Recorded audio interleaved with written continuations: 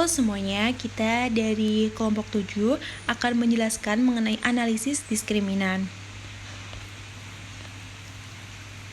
Oke, di sini kita ada contoh kasusnya. Untuk data independennya yaitu persentase balita yang pernah mendapatkan imunisasi campak. Untuk data dependennya itu ada X1 yaitu angka kematian balita. Untuk X2-nya akses pada layanan sanitasi dasar dan X3-nya akses pada fasilitas kesehatan dasar. Oke, mengapa menggunakan analisis diskriminan? Analisis diskriminan merupakan salah satu metode statistik yang tepat untuk tujuan ini, karena mampu membedakan provinsi dengan cakupan imunisasi tinggi dan rendah berdasarkan variabel-variabel tertentu. Dalam konteks ini, analisis diskriminan dapat digunakan untuk mengelompokkan provinsi berdasarkan tingkat cakupan imunisasi campak pada anak usia 0-59 bulan, mengidentifikasi variabel-variabel yang paling signifikan dalam membedakan kelompok provinsi dengan cakupan tinggi dan rendah, menyediakan model klasifikasi yang dapat digunakan untuk memprediksi cakupan imunisasi di provinsi lain dengan karakteristik serupa. Oke, di sini ada data realnya. Di sini kita menggunakan provinsi yang ada di Indonesia, yaitu ada 38 provinsi. Lalu ada IPM-nya, Y, X1, X2, X3, YA, YB, YCS, Y, dan grup. Lalu bagaimana cara memperoleh YA, YB, YCS, Y, dan grup? Kita akan bahas untuk slide selanjutnya. Oke, di sini kita ada uji homogenitasnya dulu. Untuk p-value 0,001 kurang dari A 0,05 dapat disimpulkan bahwa matriks varians covariance antara variabel independen adalah sama atau dengan kata lain data tersebut bersifat homogen. Untuk uji perbedaannya, di sini ada p-value 0,001 kurang dari 0,05, artinya terdapat perbedaan antara variabel presentase angka kematian balita X1, presentase akses pada layanan sanitasi dasar X2, dan presentase akses pada fasilitas kesehatan dasar X3 yang ada di seluruh provinsi Indonesia.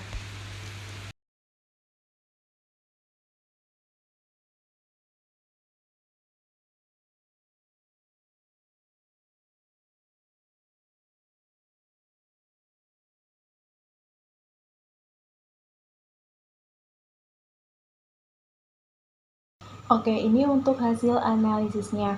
Untuk yang kurang dari 61,58 itu adalah penyebaran vaksin tidak sempurna sama dengan 0, dan yang lebih dari 61,58 adalah vaksin campak yang disebarkan dengan baik sama dengan 1. Untuk kelompok yang kurang dari 61,58 ini untuk rata-ratanya X1-nya adalah 8,86, X2-nya 31,86, dan X3-nya 31,97. Untuk kelompok yang lebih dari 61,58 untuk rata-ratanya X1-nya ada 22,79, X2-nya 80,35, X3-nya ada 77,96.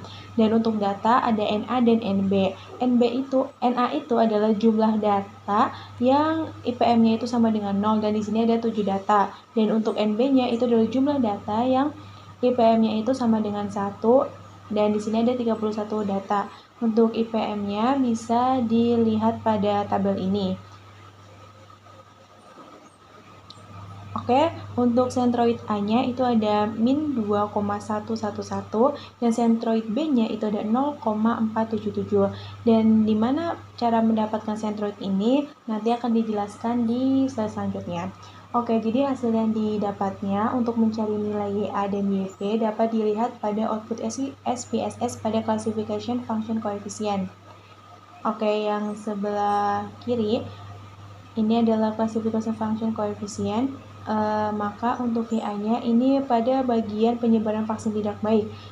Jadi YA-nya tuh sama dengan min 2,138 ditambah 0,091 X2. Kenapa X2? Karena itu pada akses pada layanan sanitasi dasar. Karena akses pada layanan sanitasi dasar ini adalah X2. Maka ini ada tipe ya teman-teman, itu harusnya adalah YB. Dan YP-nya didapat pada penyebaran vaksin baik, yaitu YB sama dengan min 9,884 plus 0,229 X2. Oke, di sini ada function at group centroid. Nah, disinilah kita didapat untuk centroidnya. Untuk centroid A-nya ini ada di penyebaran vaksin tidak baik, yaitu min 2,111, dan penyebaran vaksin baik di 0,477. Oke, ini adalah canonical diskriminan yang digunakan untuk mencari nilai Y-nya. Oke, Jadi di lalu sini untuk gimana Y-nya itu cara sama dengan menentukan min YCS dan nilai grupnya? 3,811 Karena yang tadi plus yang telah dibahas adalah untuk mencari nilai YA, 0,0532. YB, dan Y-nya. Dan ini Sekarang untuk kita akan mencari ketepatan nilai untuk klasifikasinya. YCS-nya terlebih Oke, di dahulu. sini Jadi, untuk nilai YCS-nya itu nilai kita bisa YCS-nya didapatkan dengan menjumlahkan nilai dari NA ditambah sentroid A ditambah NB plus sentroid B dibagi dengan NA plus NB, di mana NA-nya tadi adalah jumlah data yang memiliki IPM sama dengan 0 dan NB-nya adalah jumlah data yang memiliki IPM sama dengan 1. Lalu untuk grupnya sendiri, grupnya dapat kita peroleh dengan cara itu dapat ditentukan jika jika nilai Y-nya itu kurang dari nilai dari YCS, maka nilai grupnya itu adalah 1. Dan jika nilai Y-nya lebih besar dari YCS, maka nilai grupnya adalah 0. Oke, sekian itu saja. Simpulan, analisis diskriminan terhadap data persentase anak usia 0-59 bulan yang pernah mendapatkan imunisasi campak pada tahun 2020 berhasil mengidentifikasi pola perbedaan cakupan imunisasi antara provinsi di Indonesia. Metode ini memungkinkan mengelompokkan provinsi berdasarkan karakteristik yang membedakan cakupan imunisasi sehingga memberikan wawasan tentang wilayah yang memerlukan perhatian lebih. Hasil analisis ini menegaskan pentingnya pendekatan berbasis data dalam merumuskan kebijakan kesehatan. Pemerintah dapat menggunakan temuan ini untuk merancang intervensi yang lebih terarah dan efektif dalam meningkatkan cakupan imunisasi di daerah dengan cakupan rendah, sekaligus mendukung pemerataan layanan kesehatan di seluruh Indonesia. Terlihat kami telah menyiapkan data real yang kami dapatkan dari BPS. Di sini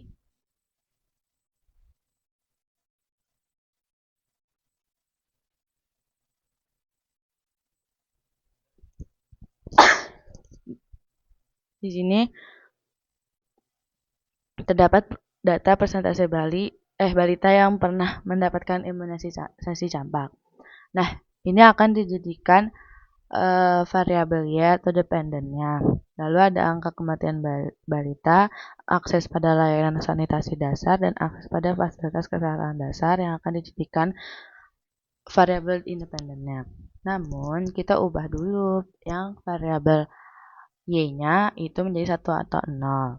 Yang mana cara menentukan 1 atau 0 itu kita cari rata-ratanya dulu dengan menjumlahkan semua data lalu dibagi 38 yang mana didapat 61,58. Nah, yang kurang dari 61,58 itu kita lambangkan menjadi 0, yang lebih dari 61,58 dilambangkan menjadi 1 dan didapatkan yang terbaru seperti ini yang ada di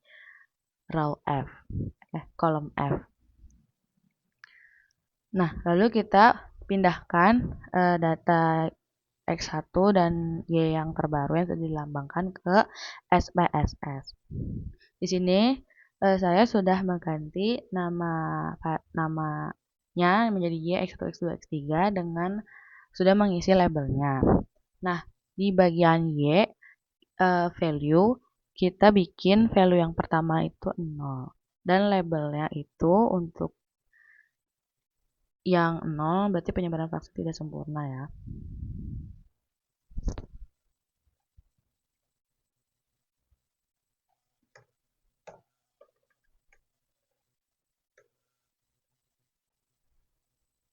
Sebenarnya bukan sempurna tapi baik ya. Nah, buat yang value 1 berarti ya betul, penyebaran vaksinnya baik. Ini kita punya 1,00. Lalu kita pencet OK. Di sini jangan lupa juga di measure kita samain ya. Berarti apa ya? Satuan. Nah, tapi ini data yang kami dapat itu udah satuan sama yaitu persen. Gitu. Nah, lalu kita balik ke data view. Nah, sekarang kita akan masuk ke analisisnya. Ra, tolong potong-potong ya, Ra. Aduh, ya Allah, gue ngomong gak jelas. Masya Allah. Tar. Potong. Oke, ini 1, 2, 3. Oke, jadi sekarang kita akan uji normalitas dulu. Pertama-tama kita ke analisis, terus kita ke regresi, terus kita ke linear.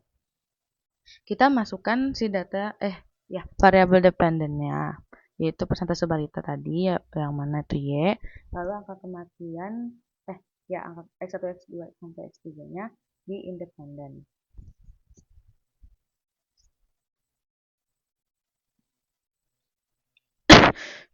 Setelah itu kita save dan lalu pencet continue dan OK. Didapatkan data seperti ini. Lalu kita lanjut ke analyze, lalu ke non-parametric test,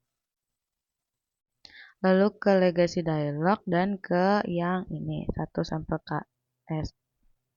Di sini kita masukkan yang sudah di under standar itu tadi ke test variable list, lalu pencet OK.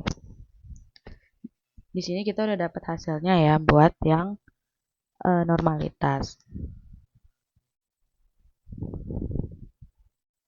Oke, selanjutnya kita akan lanjut ke analyze, lalu ke classify, lalu ke key mains, ke diskriminan. Lalu kita masukkan yang variabel Y ke grouping variabel, lalu X1, X3-nya ke independen. Jangan lupa di bagian Y-nya kita bikin dulu minimumnya 0 dan maksimumnya 1. Lalu continue. Jangan lupa juga menggunakan, kita pencet use stepwise method. Di statistik kita aktifkan semuanya. Ikutin aja sih ininya. Mohon maaf.